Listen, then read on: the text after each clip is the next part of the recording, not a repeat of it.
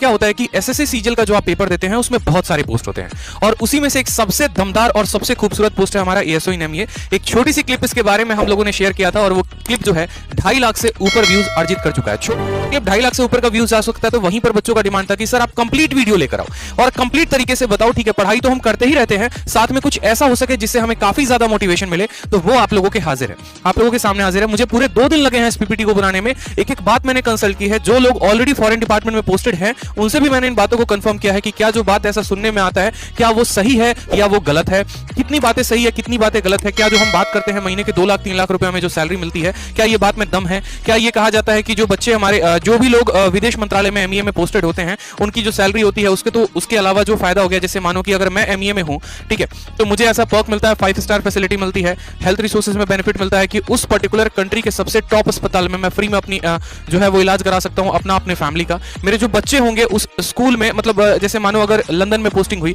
तो लंदन के सबसे टॉप स्कूल में फ्री में ऐसी शिक्षा मिल सकती है। क्या ये बात में सत्यता है? तो बिल्कुल इन सभी बातों को लेकर जितने भी आपके मन में 50 तरह के डाउट होंगे वो सभी के सभी मैं आप लोग को क्लियर करूंगा भाई।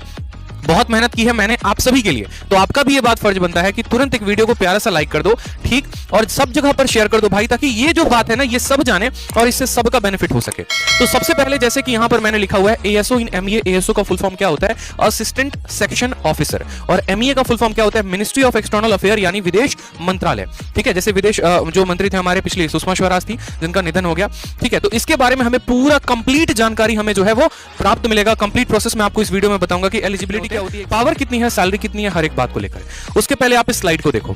देखो, भारत में अगर आप रहते हैं तो आपको भारत में 3 तरह के पासपोर्ट मिलते हैं। बहुतों को ये बात नहीं पता, ठीक है, उसके बारे में आपको बताता हूं। 3 तरह के पासपोर्ट कैसे? सबसे पहले हो गया नेवी ब्लू कलर का पासपोर्ट, फिर हो गया व्हाइट कलर का, और फिर हो गया मरून कलर का। ठीक है, जो आम जनता होती है, जो आम नागरिक होते हैं, उन्हें मिलता है आपको नेवी ब्लू कलर का पासपोर्ट, जिसको हम कोड भी देते हैं नॉर्मल। ठीक है, पी फॉर पासपोर्ट, पब्लिक के लिए।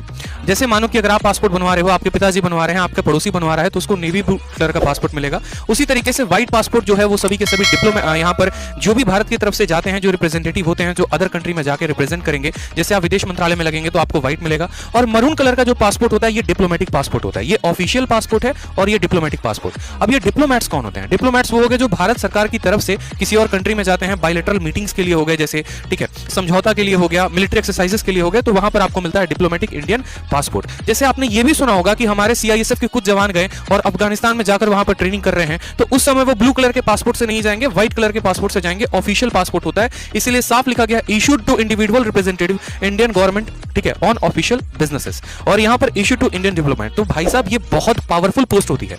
एएसओ इन एमईए लगना अपने आप में एक बहुत बड़ी बात है, इसलिए मैंने यहां पर लिखा है पावरफुल पोस्ट इन एसएससी सीजीएल। अब यहां पर बहुत सारी बातों को लेकर आपके मन में असमंजस होगा, कुछ क्वेश्चंस होंगे कि सर कौन सा एग्जाम हम क्वालिफाई करेंगे कि सर हम एएसओ इन एमईए लग सकते हैं, ठीक है, या विदेश मंत्रालय में हमारी एंट्री हो सकती है, पावर क्या क्या होगा सर, एलिजिबिलिटी कितनी होगी, उसके अलावा वर्क प्रोफाइल हो गया, ट्रेनिंग हो गया, सैलरी हो गया, सभी बातों पर एक एक पॉइंट में अच्छे तरीके से हम बात करेंगे। ठीक है, तो सबसे पहले बात करते हैं यहां पर एग्जाम को लेकर कि भाई 2 एग्जाम अगर आप देते हो, एक हो गया एसएससी का जिसमें सीजीएल का पेपर अगर आप दे रहे हैं, और दूसरा हो गया यूपीएससी का। अगर आप 2 पेपर को अच्छे तरीके से क्वालिफाई करते हैं, अच्छे नंबर लेकर आते हैं, सबसे जो टॉप कट ऑफ वाली पोस्ट होती है उनके थ्रू विदेश मंत्रालय में एंट्री ले सकते हैं। ठीक है, तो यहां पर हमारे 2 एग्जाम हो गए, वो हो गया एसएससी सीजीएल का और दूसरा हो गया हमारा यूपीएससी का।